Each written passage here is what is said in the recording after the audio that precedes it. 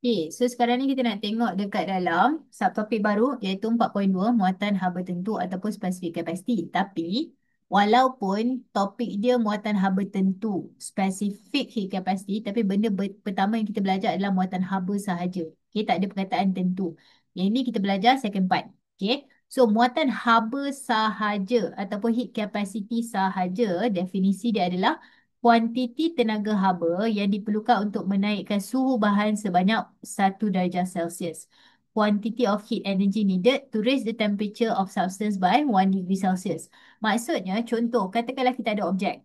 Okey, tak kira lah objek ni 10 kg ke 80 kg ke, kita pun panaskan dia. Okey, kita pun panaskan dia. Katakanlah suhu dia daripada 30 darjah Celsius. Okey, ni starting tau. Lepas tu kita bagi dia 50 joule tenaga. Lepas tu daripada 30 ni dia jadi 31. So dia naik berapa? Dia naik 1 darjah Celsius kan? Jadi kuantiti tenaga tadi, okey, untuk naikkan jadi 1 darjah Celsius ni adalah 50. So 50 ni adalah kita punya muatan haba ataupun heat capacity. Sebab quantity of heat energy needed to raise the temperature by 1 degree Celsius. Dia naik 1 degree. Itulah amount of energy needed dia.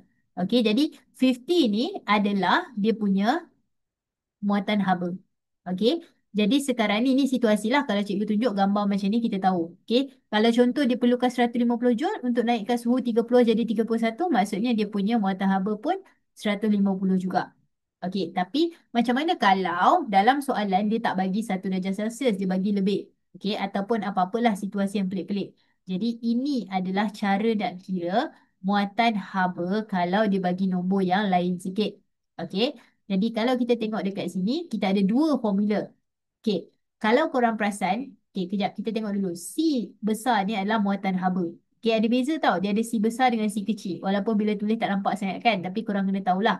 C besar adalah haba yang, muatan haba. Okay, this one pun muatan haba lah. So, Q adalah haba yang dibekalkan ataupun haba yang dibebaskan. Okay, so Q tu adalah haba lah, senang cerita tenaga. So, tenaga unit dia kena dalam joule. Okay, lepas tu M. M adalah jisim objek, unit dia dalam kg.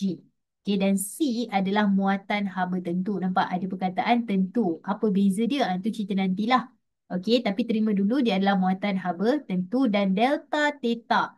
So segitiga ni nama panjang dia adalah delta, bulatan ni adalah theta. Rasa macam ada belajar kan dalam video sebelum ni? Yes, ada.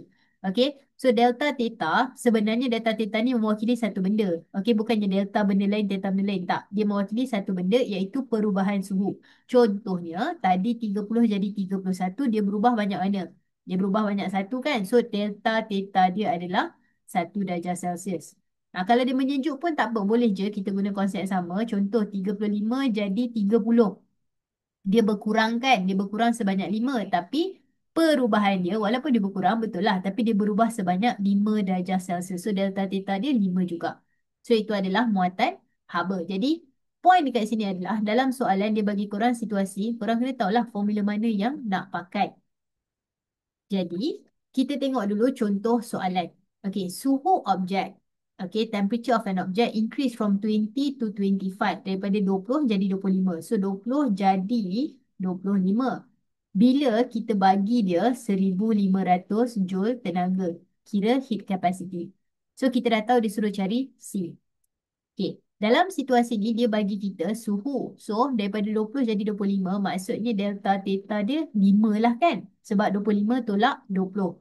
So, kita ada delta theta dia adalah 5. Lepas tu dia cakap dia bagi 1,500 joule tenaga. Okey, sebab tu dia makin panas sebab kita bagi dia tenaga. So, Q dia adalah 1,500. Okay. Jadi, cuba fikir logik. Kita ada dua formula, betul. Heat capacity dua formula. Tapi, tengoklah maklumat yang diberi. Dia dah bagi kita Q dengan delta theta. Takkan tiba-tiba nak pakai MC. Kan? So, kita akan guna C sama dengan Q bahagi dengan delta theta.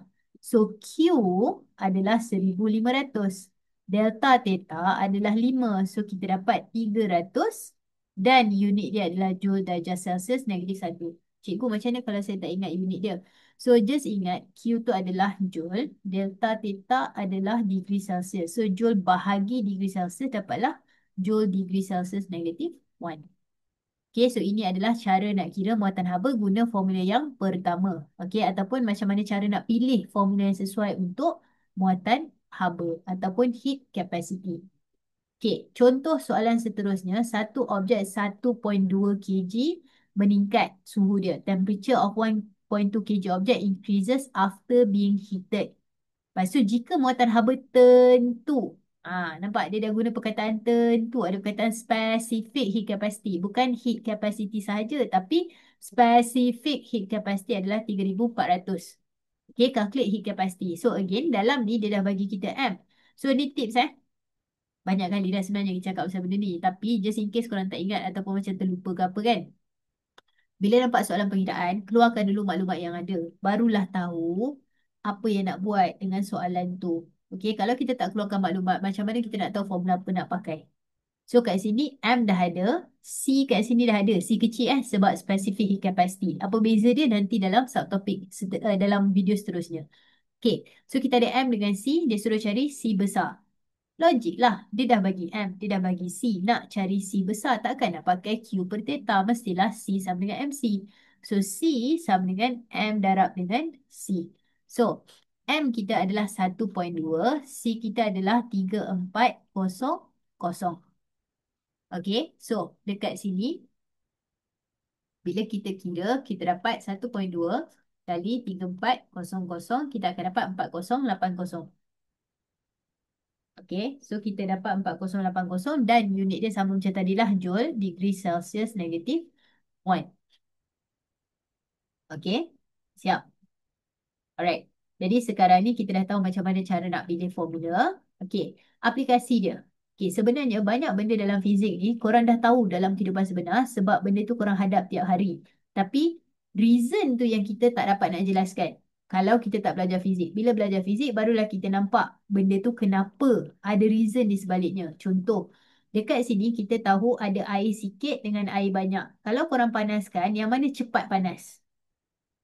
Okey, mestilah yang air sikit tu lagi cepat daripada air yang banyak. Kenapa? Sebab cerita dia macam ni. Bila isi padu bertambah, maksudnya jisim bertambah. Kan? Yelah, air lagi banyak, maksudnya jisim dia lagi besar lah kan? Macam ni mungkin 1 kg, ni mungkin 3 kg. So, jisim bertambah. So, semakin besar jisim, semakin besar muatan haba dia. So, C sama dengan MC. So, bila M tu besar, kan kita belajar dalam bab 3 berkadar terus, C dengan M tu, bila M besar, C pun akan besar juga. So, muatan haba atau heat capacity. Korang tengok perkataan dia sendiri. Muatan haba tu berapa banyak haba yang muat nak masuk. Macam tu. Okay, heat capacity tu berapa banyak heat yang dia ada capacity untuk terima. So, muatan haba, logiknya sekarang ni, muatan haba dia lagi besar. So, haba tu muat lagi banyak. Jadi, lagi banyaklah haba diperlukan. Jadi, bila kita perlukan haba lagi banyak, okey, bila kita perlukan masa untuk panaskan lagi banyak, kan haba kan lagi banyak diperlukan, so kita perlukan masa yang lebih lama lah. Sebab itulah dekat sini airnya sikit. Jadi sikit je lah masa yang diambil. Tapi yang ni airnya banyak. So lagi lama masa yang diambil untuk panaskan. Okey. So itulah ceritanya dekat sini kenapa bila kita panaskan air, lagi banyak air, lagi lambat dia nak panas. Okey. So sekarang kita tengok pasal, yang ni. Ni dah masuk dah muatan haba tentu. Nampak tiba-tiba ada perkataan tentu ataupun spesifik. Tadi tak ada kan? Sekarang ada. Jadi untuk yang ni cikgu rasa tak apalah kita tengok dalam video yang seterusnya. Okay, so untuk video muatan haba ataupun heat capacity saja dah habis kat sini. Okay, terima kasih. Assalamualaikum.